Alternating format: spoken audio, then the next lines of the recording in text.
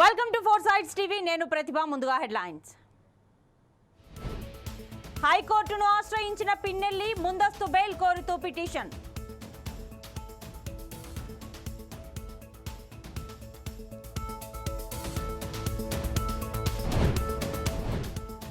మూడోసారి బీజేపీదే ప్రభుత్వం, సుస్థిర ప్రభుత్వాన్ని ప్రజలు కోరుతున్నారన్న నిర్మల.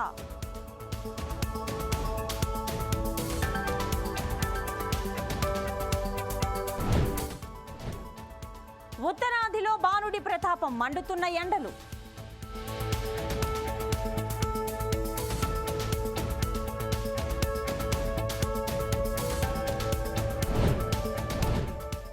బెంగళూరు రేవ్ పార్టీలో డ్రగ్స్ వినియోగం, టెస్టులో దొరికిన నటి హేమ.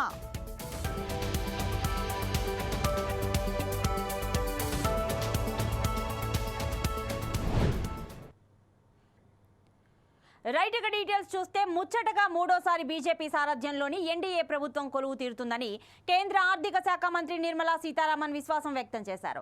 ప్రజలు స్థిరమైన ప్రభుత్వం కావాలని బలంగా కోరుకుంటున్నారని తెలిపారు. గత 10 ఏళ్లుగా ప్రధానమంత్రిగా నరేంద్ర మోదీ ఏం చేశారో దేశ ప్రజలకు తెలుసునని చెప్పారు. గురువారం న్యూఢిల్లీలో మీడియాతో నిర్మలా సీతారామన్ మాట్లాడారు. ఎన్నికల వేళ పోలింగ్ కేంద్రాలకు భారీగా మహిళలు, యువత బారులు తీరి వారి ఓటు హక్కును వినియోగించుకున్నారన్నారు. ఇక దీంతో వారి ఉద్దేశం ఏమిటో అర్థమవుతోందని చెప్పారు. దేశంలో సుస్థిరమైన ప్రభుత్వం, స్థిరమైన ప్రభుత్వం ఏర్పాటు కావాలని క్షేత్రస్థాయిలో ప్రజలు సైతం ఆకాంక్షిస్తున్నారన్నారు. అయితే ప్రధాని మోదీ తీసుకువచ్చిన పథకాల ద్వారా మహిళలు లబ్ధి పొందారని ఈ సందర్భంగా నిర్మలా సీతారామన్ వివరించారు. ఉత్తరాదిలో బాణుడు తన ప్రతాపాన్ని చూపిస్తున్నాడు. అక్కడ ఎండలు మండిపోతున్నాయి. రాజస్థాన్లోని బామ్మర్లో ఇక బుధవారం 48 డిగ్రీల ఉష్ణోగ్రత నమోదైంది. ఈ ఏడాదిలో దేశంలో నమోదైన అత్యధిక ఉష్ణోగ్రత ఇదేనని భారత వాతావరణ శాఖ గురువారం వెల్లడించింది. మే 26వ తేదీ వరకు ఉత్తర భారతదేశంలో వేడిగాలులు వీస్తాయని తెలిపింది. ఇక ఇవాల్టి నుంచి మే 26వ తేదీ వరకు రాజస్థాన్లోని పశ్చిమ, తూర్పు ప్రాంతాలతో పాటు పంజాబ్, హర్యానా, యూపీలోని పశ్చిమ ప్రాంతంలో ఈ వేడిగాలుల ఉధృతి ఉంటుందని వాతావరణ శాఖ చెబుతోంది. ఇక ఢిల్లీ, పంజాబ్లో శుక్రవారం నుంచి మే 26వ తేదీ వరకు వేడిగాలులు వీస్తాయని అంటోంది. ఇక తెలుగు రాష్ట్రాల్లో ఉష్ణోగ్రతలు తగ్గుముఖం పట్టాయి. వర్షాలు కూడా పడుతున్నాయి. దీంతో ప్రజలు కొంత ఊపిరి పీల్చుకున్నారు. పశ్చిమ బెంగాల్ గవర్నర్ సివి ఆనంద్ బోస్ పై అధికార తృణమూల్ కాంగ్రెస్ పార్టీ ఎన్నికల సంఘానికి ఫిర్యాదు చేసింది. సార్వత్రిక ఎన్నికల్లో బీజేపీకి అనుకూలంగా గవర్నర్ ప్రచారం చేస్తున్నారని ఆరోపించింది. ఇందులో భాగంగానే కోల్కతాలో జరిగిన ఓ కార్యక్రమంలో పాల్గొన్న గవర్నర్ తన ఛాతీపై బీజేపీ పార్టీ గుర్తుతో కనిపించారని ఫిర్యాదు చేసింది. పశ్చిమ బెంగాల్ రాష్ట్ర గవర్నర్ సివి ఆనంద్ బోస్ తన పదవిని సార్వత్రిక ఎన్నికల్లో భారతీయ జనతా పార్టీకి ప్రచారం చేసేందుకు ఉపయోగిస్తున్నారు. కోల్కతాలోని రామ్ టెంపుల్లో జరిగిన కార్యక్రమంలో పాల్గొన్న గవర్నర్ తన ఛాతీపై బీజేపీ లోగోను ధరించి కనిపించారు అని తృణమూల్ పార్టీ ఎన్నికల సంఘం కమిషనర్కు ఫిర్యాదు చేయడం రాజకీయంగా దుమారం రేపింది.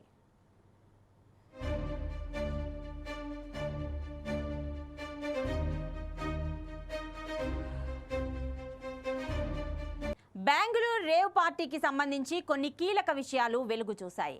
టాలీవుడ్ నటి హేమ రక్త నమూనాల్లో డ్రగ్స్ ఉన్నట్లు బయటపడింది. పార్టీలో పాల్గొన్న మొత్తం 101 మంది బ్లడ్ శాంపిల్స్ సేకరించి టెస్టులు నిర్వహించారు.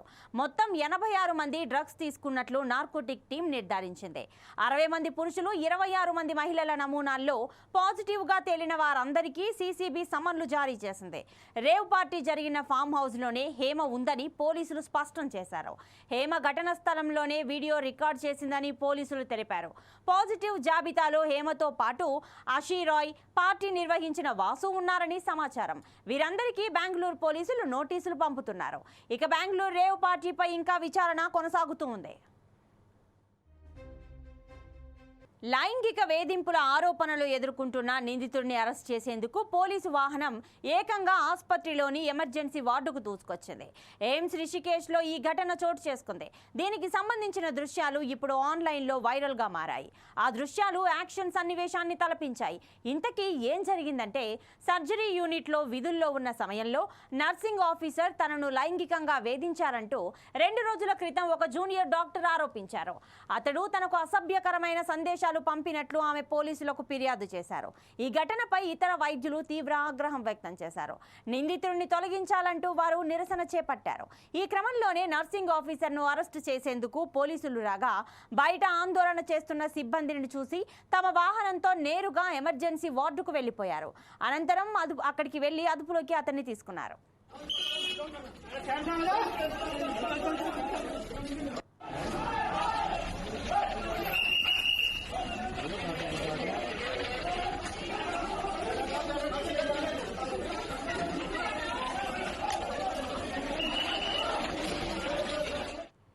తెలంగాణలో బౌద్ధ భిక్షులకు తగిన గౌరవం ఉంటుందని ముఖ్యమంత్రి రేవంత్ రెడ్డి వ్యాఖ్యానించారు.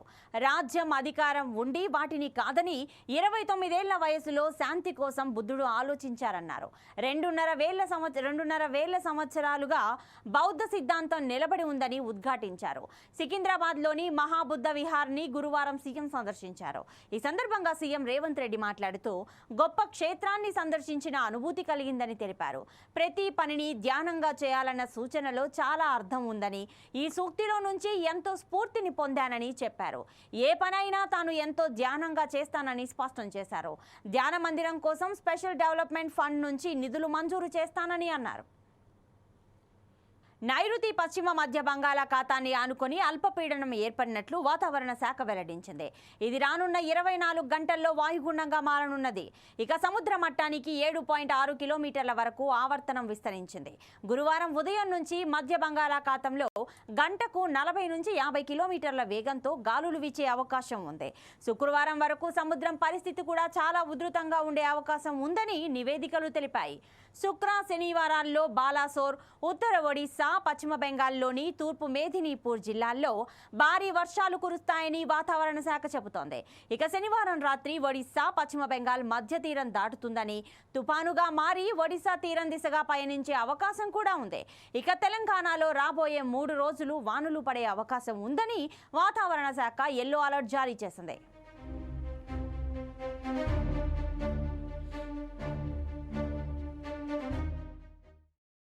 బీఆర్ఎస్ వర్కింగ్ ప్రెసిడెంట్ కేటీఆర్ పై మంత్రి కోమటిరెడ్డి వెంకటరెడ్డి ఫైర్ అయ్యారు. నోరు అదుపులో పెట్టుకోవాలంటూ కేటీఆర్ కు స్ట్రాంగ్ వార్నింగ్ ఇచ్చారు. మరోసారి తమ ముఖ్యమంత్రి రేవంత్ రెడ్డిని తిడితే పరిస్థితి తీవ్రంగా ఉంటుందని హెచ్చరించారు. గురువారం నాడు మీడియాతో మాట్లాడిన మంత్రి కోమటిరెడ్డి వెంకటరెడ్డి కేటీఆర్ తండ్రి పేరు చెప్పుకొని మంత్రి అయ్యారని ఎద్దేవా చేశారు. కానీ రేవంత్ రెడ్డి ఇండిపెండెంట్ గా గెలిచి లీడర్ అయ్యారని అన్నారు. రేవంత్ వయసులో పోలిస్తే కేటీఆర్ చిన్నపిల్లాడని వ్యాఖ్యానించారు. సిరిసిల్లలో కేకే మహేందర్ రెడ్డి పొట్టకొట్టి కేటీఆర్ ఎమ్మెల్యే అయ్యాడని కోమటిరెడ్డి వెంకటరెడ్డి విమర్శించారు. పార్లమెంట్ ఎన్నికల రిజల్ట్ తర్వాత బీఆర్ఎస్ భూస్థాపితం అవడం ఖాయమన్నారు. కేసుల పాలు చేసి జైలు వేసినావు. ఫాల్స్ కేసులని మందకృష్ణ మాదిగా మాట్లాడితే ఆయన తీసుకుపోయి లోపల వేసినావు. కానీ మందకృష్ణ మాదిగా ఏ పార్టీలో ఉన్నాడు మాకు సంబంధం లేదు. ఆయనని జైలు వేసినావు. ధర్నా చౌక్ ఎత్తేసినావు. మేము ఎప్పుడన్నా పిలిపిస్తే మా ఇళ్లలోనే హౌస్ అరెస్ట్ చేసిన మమ్మల్ని కానీ, పీసీసీ ప్రెసిడెంట్ కానీ, మాలాంటి ముఖ్యుల నాయకులు బయటికి వెళ్ళనియలే. అరే నీకు చేతనైతే ధర్నా చౌక్ ఓపెన్ చేసినావు, పర్మిషన్లు ఇస్తున్నావు. ఏ ఇష్యూ మీద టెట్ కంట 2,000 రూపాయలు ఫీజు పెడుతున్నావు అని చెప్పి ఆయన బాధపడుతున్నావు. మన వైన్ షాప్కు 1,20,000 మంది యువకులు 4-5 మనిషికి 50,000 ఇంట్రెస్ట్ తీసుకొచ్చి 1,20,000 అప్లికేషన్లు వస్తే 2,500 కోట్ల ఆదాయం వచ్చింది రాష్ట్రానికి. నీకు సిగ్గుండాలే. వైన్ షాపుల మీద అమాయకులని 2 లక్షలు నాన్ రిఫండబుల్, కనీసం రిఫండబుల్ అంటే పెట్టాలి. 2,500 కోట్లు వచ్చింది. అసలు ఆ టెండర్ పెట్టే అవసరమే లేదు. ఈ డబ్బుల కోసం అమాయకులు అంటే తెలంగాణ యువకులకు వెళ్ళి రక్తం తాగినట్టు 2,500 కోట్లు 2,500 కోట్లు ఇవ్వాల. ఆ పిల్లలు ఏంటంటే ఏదో ఉద్యోగాలు లేవు, కేసీఆర్ ఉద్యోగాలు చేయడం, డ్రాల షాప్ వెళ్తే సరే ఎవరికన్నా పెట్టి నడిపించుకుందామా, లేకపోతే ఎవరికైనా లీజుకి ఇచ్చుకుందామా, ఏమో బతుకు తెరువు కోసం. మరి ఏం చేయాలి? 10 ఏళ్ళు తెలంగాణ వచ్చినా వీడు ఆ మొత్తం ఆశలు నిరాశనే చేసిండు. 100 ఏళ్ళు వెనకకి తీసుకుపోయిండు. హైదరాబాదు ఇలా ఫైనాన్షియల్ డిస్ట్రిక్ట్ అన్ని ఎయిర్పోర్టు, మెట్రో ఇంత గట్టి మేము తీసుకొస్తే మొత్తం 100 ఏళ్ల పాటు కోలుకోకుండా విధ్వంసం చేస్తే కాకినాడలో సెల్ టవర్ ఎక్కి యువకుడు హల్చల్ చేశాడు. కాసేపు చనిపోతానని హెచ్చరించాడు. చివరకు పోలీసులు రంగప్రవేశం చేసి యువకుడిని చాకచక్యంగా అదుపులోకి తీసుకున్నారు. సెల్ ఫోన్ దొంగతనానికి యత్నించాడని కొందరు యువకుడిపై ఆరోపణలు చేశారు. దాంతో మనస్తాపానికి గురైన యువకుడు ఆత్మహత్యాయత్నం చేశాడు.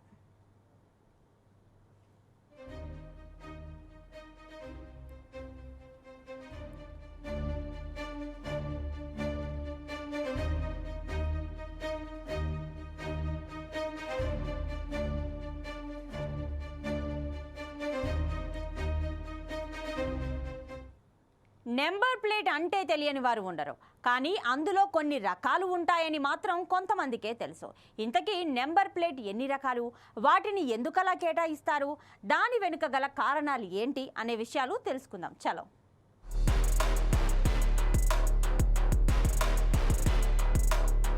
ప్రస్తుత జనరేషన్లో వాహనం లేనిదే బయటకు వెళ్లలేని పరిస్థితి. ప్రతి ఇంట్లో ఓ వాహనం తప్పకుండా ఉంటుంది. అది 2 వీలర్ లేదా 4 వీలర్ వెహికల్స్. ఇక వాటిని ఆర్టీఏ అధికారులు వివిధ రకాల నెంబర్లు కేటాయిస్తారు. ఫ్యాన్సీ నెంబర్ల కోసం సామాన్యుల నుంచి ప్రముఖుల వరకు పోటీ ఉంటుంది. మనం రోజు చూసే వాహనాల వెనుక ముందు వివిధ రకాల నెంబర్ ప్లేట్లు కనిపిస్తూ ఉంటాయి. ఒకదానికి తెలుపు, ఒకదానికి పసుపు, మరోదానికి ఆకుపచ్చ, అరుదుగా నలుపు, ఎరుపు, నీలం వర్ణపు పలకలు కనిపిస్తూ ఉంటాయి. ఇలా ప్రత్యేక రంగులో నెంబర్ ప్లేట్లు ఏర్పాటు వెనుక కారణాలు మాత్రం చాలా మందికి తెలియవు. ఏ రంగు నెంబర్ ప్లేటు దేనికి సంకేతం, ఎలాంటి సేవలకు దీన్ని వినియోగిస్తారు అనేది చాలా కొద్ది మందికే తెలుస్తుంది. చాలా మందికి తెలియని నాన్ ట్రాన్స్పోర్ట్ వాహనాలను కిరాయికిచ్చి బుక్ అవుతూ ఉంటారు. కిరాయికిచ్చి ఆర్టీఏ అధికారులకు అడ్డంగా దొరుకుతారు. వాహన రిజిస్ట్రేషన్ సమయంలోనే అవి అందించబోయే సేవలకు చిహ్నంగా ఆయా రంగుల్లో నెంబర్ ప్లేట్లను కేటాయిస్తారు.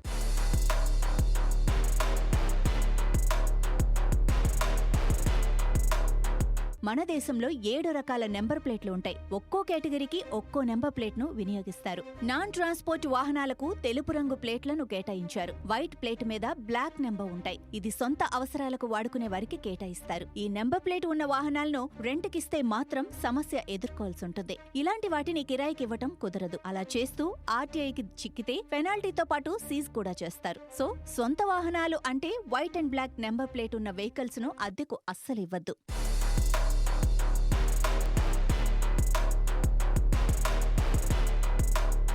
ఇక ఇంకొన్ని వాహనాలకు పసుపు రంగు కేటాయిస్తారు. ఇవి ట్రాన్స్పోర్ట్ కు సంబంధించినవి. ఎల్లో కలర్ ప్లేట్ పై బ్లాక్ కలర్ ఉంటే అది ట్రాన్స్పోర్ట్ కు సంబంధించిన బండి అని గుర్తించాలి. ఇలాంటి తరహా వాహనాలను వ్యాపారం చేయటానికి, సరుకులు, ఇతర వస్తువులు రవాణా చేయటానికి ఉపయోగిస్తారు. పసుపు, నల్ల కలర్ ప్లేట్ కలిగిన వాహనాలు కమర్షియల్ అవసరాలకు వాడుతూ ఉంటారు. మొత్తం మీద చెప్పాలంటే గూడ్స్ సర్వీసుకు అనుమతి ఉన్న వాహనం అని అర్థం. కొత్త వాహనాల తరలింపునకు ఉపయోగించే వాహనాలకు మరో రంగు ఉంటుంది. ఇలా కొత్త వాహనాలు తరలించేందుకు పసుపు రంగుపై ఎరుపు నెంబర్ ప్లేట్ ను వాడతారు. ఎల్లోపై రెడ్ నెంబర్ ఉంది అంటే అది ట్రేడ్ సర్టిఫికెట్ ఉన్న వాహనం అని అర్థం. విక్రయించడానికి సిద్ధంగా ఉన్న వాహనాలను ఒక చోటు నుంచి ఇంకో చోటికి తరలించడానికి ఈ వాహనాలను వాడతారు. రెంటెడ్ సర్వీసుకు పర్మిషన్ ఉన్న వెహికల్స్ కు మరో రంగు ప్లేట్ ను కేటాయించారు. బ్లాక్ ప్లేట్ ఉంటే ఎల్లో కలర్ నెంబర్ ఉంటుంది. వీటిని అద్దెకివ్వొచ్చన్న రూల్ ఉంది. ఈ వాహనాలను చాలా మంది అద్దెకిస్తారు. వీటిని తప్ప వేరే వాటిని కిరాయికి ఇస్తే ఆర్టీఏ ఆఫీసర్ సీజ్ చేస్తారు.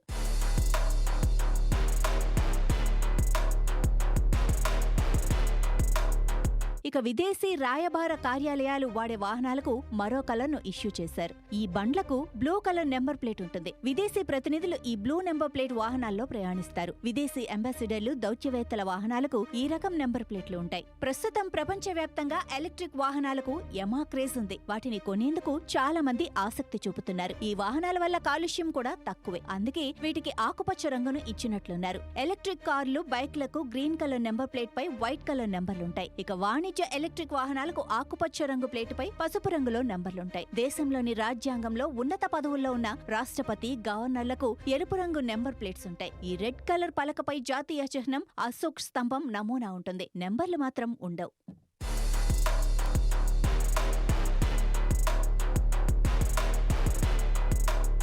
జగిత్యాల జిల్లా కొడిమ్యాల మండలం పూడూరు గ్రామంలో అకాల వర్షానికి తడిసి మొలకెత్తిన వరి ధాన్యాన్ని మాజీ మంత్రి హరీష్ రావు పరిశీలించారు. ఈ సందర్భంగా మాజీ మంత్రి మాట్లాడుతూ తడిచిన వడ్లు వెంటనే కొంటామని ప్రభుత్వం చెబుతున్నా చేతల్లో మాత్రం కనబడడం లేదన్నారు. నష్టపోక ముందే తడిచిన వడ్లు కొనుగోలు చేయాలని డిమాండ్ చేశారు. ఈ కార్యక్రమంలో మాజీ మంత్రి వెంట చొప్పదండ మాజీ ఎమ్మెల్యే రవిశంకర్తో పాటు స్థానిక బీఆర్ఎస్ నాయకులు, కార్యకర్తలు తదితరులు పాల్గొన్నారు.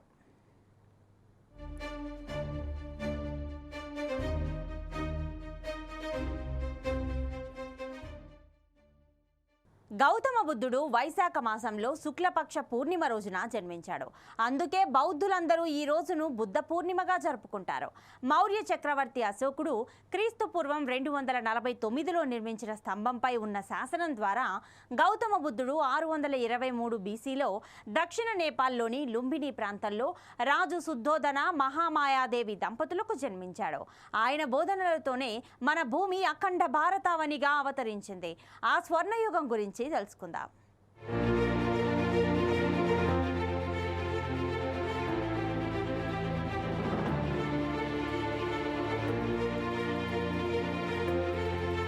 రాకుమారుడైనప్పటికీ రాచరికం, ఐశ్వర్యం, సుఖభోగాలు వదిలి సామాన్యుడిలా మారి జ్ఞానం, దయ, సహనం, దయాలుత్వం, కనికరం గురించి గౌతమ బుద్ధుడు బోధనలు చేశారు. అహింస ఆవశ్యకతను తెలియజేశారు. నేను చెప్పాననో ప్రముఖులు చెప్పారనో ఏదీ నమ్మకూడదు. ప్రతి విషయం నువ్వే ప్రశ్నించుకొని పరిశీలించి తెలుసుకోవాలన్నాడు. ఇదే మానవుల్లో విజ్ఞాన మార్గాన్ని ఆవిష్కరించింది. దీంతో బౌద్ధం మేధావుల మతంగా గుర్తించబడింది. బుద్ధుడు వెలువరించి బౌద్ధ ధర్మం నమ్మకాల మీద కాదు, రుజువుగా నిలబడే సత్యంపై ఆధారపడింది. అంతే శాస్త్రీయమైంది కూడా. శాస్త్రీయత అంటే హేతువుకు నిలబడేది, పంచేంద్రియ జ్ఞానానికి అందేది. దీనినే మనం ఈరోజు విజ్ఞాన శాస్త్రం లేదా సైన్స్ అంటున్నాం. ఆయన బోధనలకు అత్యధిక ప్రాధాన్యత ఇచ్చిన అశోక చక్రవర్తి సామ్రాజ్యం ఆఫ్ఘనిస్తాన్ను దాటి ఇండోనేషియా నుంచి రష్యాలోని సగభాగం వరకు వ్యాపించి ఉంది. అప్పటి భూ విస్తీర్ణం 56 లక్షల మైళ్ళు. దీనినే మనం అఖండ భారత్గా వ్యవహరిస్తున్నాం. ప్రస్తుత భారతదేశ వైశాల్యం 32 లక్షల మైళ్ళు. ఆయన రాజ్యంలో విద్యా సౌరభులు విశ్వవ్యాప్తంగా పరిమళించాయి. ప్రపంచానికి విశ్వవిద్యాలయం అనే పదం తెలియకముందే క్రీస్తు పూర్వం 2000 ఏళ్ల నాడే మన దేశం అనేక విశ్వవిద్యాలయాలతో విరసిల్లింది. నలంద, విక్రమశిల, ఓవంతపురి, తెల్హారా, పుష్పగిరి విశ్వవిద్యాలయాలతో పాటు వల్లభి, జగదల, సోంపూర, సమ్య, ఉజ్జయిని, నవదీప్, తవాంగ్, కన్హేరి విశ్వవిద్యాలయాల్లో వివిధ దేశాల నుంచి వచ్చిన విద్యార్థులు చదువుకునేవాళ్ళు. అప్పుడే ప్రపంచం ఈ దేశాన్ని విశ్వగురువుగా పిలిచింది. ప్రపంచంలో మొట్టమొదటి విశ్వవిద్యాలయం తక్షశిల. ఇది క్రీస్తు పూర్వం 7వ శతాబ్దంలో ప్రస్తుత పాకిస్తాన్లో ఉండేది. 16 దేశాల నుంచి 10,000 మంది పైగా విద్యార్థులు ఇక్కడ విద్యార్జన చేసేవారు. తర్కం, తత్వశాస్త్రం, ఖగోళం, కళలు, వైద్యం, ఆత్మరక్షణ వంటి 32 సబ్జెక్టులు బోధించేవారు. బుద్ధి విచక్షణతో ఎలాంటి పరిస్థితుల్లోనైనా ధర్మ మార్గంలో ఈ సమాజంతో కలిసి నడవాలి. దుష్టులతో కలిసి నడవడం కంటే ఏకాకిగా ఉండడం ఎంతో మేలు. సంతోషంగా ఉండాలంటే నీ పరిస్థితిని మార్చుకోవాలి. స్వీయ నియంత్రణ కలిగి ఉండటమే నిజమైన బలం. సరి అయిన ఆలోచనలు చేయడమే పాండిత్యం. నీ ఆలోచనలతోనే నీ చుట్టూ ప్రపంచం ఏర్పడుతుందని విద్యార్థులకు బోధించేవారు. ప్రతి మనిషిలోనూ ప్రజ్ఞ అంటే జ్ఞానం, శీలం, ధ్యానం ఉండాలన్నది బౌద్ధ నియమం. బౌద్ధంలో నమ్మకాలకు, మూఢత్వానికి చోటు లేదు. బుద్ధుని వైజ్ఞానిక మార్గం మంచి నడవడికకు, కుశల కర్మలకు, సమాజ స్థాపనకు, మానవీయ ప్రపంచ నిర్మాణానికి ఒక శాస్త్రీయ ఆచరణాత్మక విధానం. మళ్ళీ అక్కడికి మన ప్రయాణాన్ని కొనసాగిద్దాం.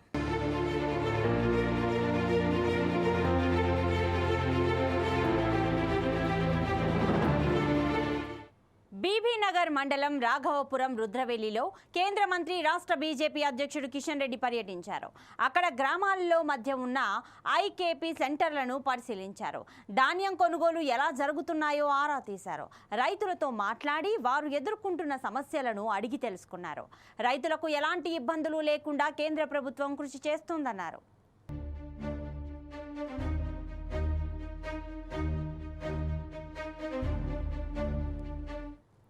రాజన్న సిరిసిల్ల జిల్లాలో జ్యోతిష్యం, అధిక వడ్డీల పేరుతో అమాయక ప్రజలను మోసం చేశాడు ఓ ప్రబుద్ధుడు. వేములవాడలోని మార్కండేయ నగర్ అంబాబాయ్ ఆలయంలో పూజారిగా పనిచేస్తున్న వ్యక్తి జ్యోతిష్యం, వశీకరణ వంటి పూజలతో ప్రజలను నమ్మించేవాడు. తన దగ్గర డబ్బులు వారి దగ్గర నుంచి లక్షలు వసూలు చేసి ఉడాయించాడు. మోసపోయిన వారిలో ప్రజాప్రతినిధులు, పోలీసు అధికారులు కూడా ఉండడం విశేషం. మోసపోయిన వారంతా పోలీసులను ఆశ్రయించి న్యాయం చేయాలని విన్నవిస్తున్నారు.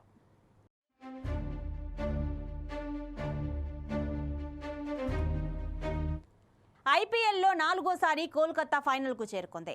తొలి క్వాలిఫైయర్ హైదరాబాద్ను చిత్తు చేసింది. బౌలింగ్, బ్యాటింగ్తో పాటు ఫీల్డింగ్లోనూ ఆధిపత్యం ప్రదర్శించింది. కేకేఆర్ కెప్టెన్ శ్రేయస్ అయ్యర్ 24 బంతుల్లో 5 ఫోర్లు 4 సిక్స్లతో 58 పరుగులు చేయగా, మరోవైపు వెంకటేష్ అయ్యర్ 28 బంతుల్లో 5 ఫోర్లు 4 సిక్స్లతో 51 పరుగులు చేశాడు. ఈ ఇద్దరూ కలిసి మూడో వికెట్కు అజేయంగా 97 పరుగులు జోడించారు.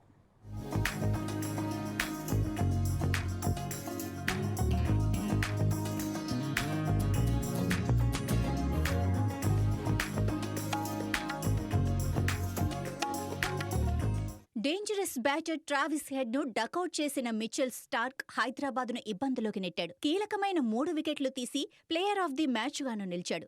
ఈ సందర్భంగా స్టార్క్ మాట్లాడుతూ, టీ20ల్లో పవర్ ప్లే అత్యంత కీలకమని మాకు తెలుసు. ఇరు జట్లు తొలి 6 ఓవర్లలో దూకుడుగా ఆడేందుకు ప్రయత్నించాయి. కానీ మేం త్వరగా వికెట్లు తీయటంతో ఎస్ఆర్హెచ్పై ఒత్తిడి పెరిగింది. ట్రావిస్ హెడ్, అభిషేక్ శర్మ దూకుడును చూశాం. లైన్ అండ్ లెంగ్త్తో పాటు బంతిని స్వింగ్ చేస్తే వారిని కట్టడి చేయొచ్చని భావించాం. అందుకు తగ్గట్టుగానే బంతులేశాం.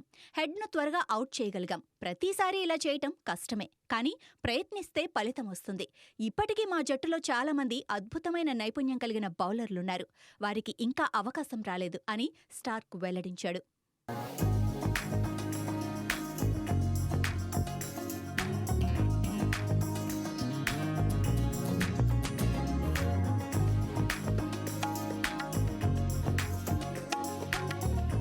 కోల్కతా టీములో ప్రతి ఒక్కరూ బాధ్యతలను స్వీకరించి మరీ విజయం కోసం కష్టపడ్డారు. మ్యాచ్ తర్వాత శ్రేయస్ అయ్యర్ మాట్లాడుతూ, దాదాపు 10 రోజుల తర్వాత మేం మ్యాచ్ ఆడాం. గత 2 కూడా వర్షం కారణంగా రద్దయ్యాయి. మ్యాచ్ల కోసం విభిన్న ప్రాంతాలకు తిరుగుతూ ఆడటం అంత సులువేం కాదు. మాకు ఈ మ్యాచ్ ఫలితం అత్యంత విలువైంది. ఇప్పుడు ఏం చేయగలం అనే దానిపై దృష్టి సారించి ఆడాం. వచ్చిన ప్రతి ఛాన్సును అందిపుచ్చుకోవటానికే ప్రయత్నించామని, బౌలింగ్లో వైవిధ్యం చూపిస్తే ఫలితం సానుకూలంగా వస్తుందనటానికి ఇదొక నిదర్శనమని అన్నాడు. తొలి మ్యాచ్ ఆడిన వికెట్ కీపర్ గర్బాజ్ ప్రభావం చూపించాడని, స్టార్క్, సునీల్ నరైన్ వికెట్లు తీస్తూ ప్రత్యర్థిపై ఒత్తిడి కొనసాగించారని, బ్యాటింగ్లోనూ మేం దూకుడుగా ఇన్నింగ్స్ను ప్రారంభించామని చెప్పాడు. వెంకటేష్ అయ్యర్ ఆ ఊపును కొనసాగించటంలో కీలక పాత్ర పోషించాడని, నాకు వెంకటేష్ అయ్యర్కు మధ్య ఒక్కటే వ్యత్యాసమని, అతడు తమిళ్ మాట్లాడతాడు, నేను మాట్లాడలేను, కానీ అర్థం చేసుకోగలను. నాతో అతడు తమిళ్లోనే ఏదైనా చెబుతాడు. ఫైనల్లోనూ మేం ఇదే జోర్ను కొనసాగిస్తామన్న నమ్మకంతో ఉన్నామని తెలిపాడు. శ్రేయస్ పూర్వీకులది తమిళనాడే అయినప్పటికీ ఆయన కుటుంబం ఎప్పుడో ముంబైకొచ్చి స్థిరపడింది.